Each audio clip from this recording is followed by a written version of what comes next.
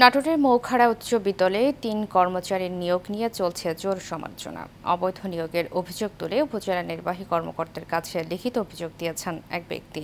প্রাথমিক তদন্তে নিয়োগ প্রক্রিয়ায় উপজেলা শিক্ষা অফিসার সহ অন্যদের স্বাক্ষর জালিয়াতির প্রমাণও মিলেছে। রতনারী তথ্য ছবিতে আরও জানাচ্ছেন শেখ ফাহিম।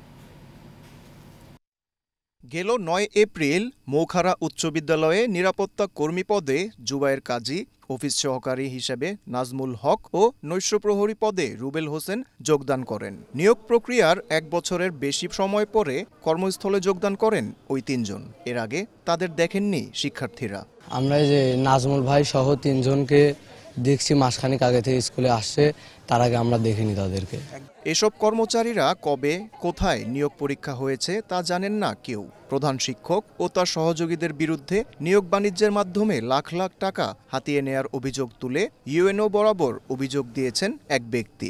আমি মৌখাড়া উচ্চ বিদ্যালয়ের প্রথম সার্কুলারে আমি আবেদন করছিলাম, তারপরে আমাকে আর ডাকা হয়নি। যারা ম্যানেজিং কমিটির বিভিন্ন পদে ছিল ওনারা একজনও জানে না যে এটা নিয়োগ হয়েছে। প্রথম বিজ্ঞপ্তি প্রকাশের পর নানা জটিলতায় নিয়োগের নির্ধারিত ৬ মাসের মেয়াদ শেষ হয়ে যায়। পরে ২০২৪ সালের ৪ আগস্ট একই প্রক্রিয়ায় পুনর্নিয়োগ বিজ্ঞপ্তি প্রকাশ করা হয়। এরপর আগের বিজ্ঞপ্তি অনুযায়ী তৎকালীন উপজেলা শিক্ষা কর্মকর্তা সহ অন্যান্যদের স্বাক্ষর জাল করে গায়েবী নিয়োগ বোর্ড দেখিয়ে ৩ জন কর্মচারী নিয়োগ দেয়া হয়। প্রাথমিক তদন্তে স্বাক্ষর জালিয়াতি ও গায়েবী নিয়োগ বোর্ডের সত্যতাও মিলেছে। মৌখাড়া হাই স্কুলের নিয়োগের বিষয়ে আমি ছিলাম না।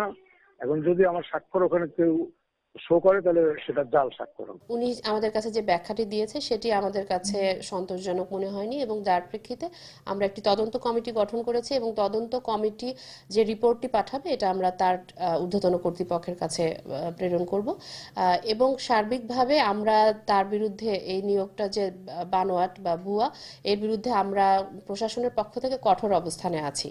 তবে স্বাক্ষর জালিয়াতি ও নিয়োগে টাকা লেনদেনের অভিযোগ অস্বীকার করেন প্রধান শিক্ষক।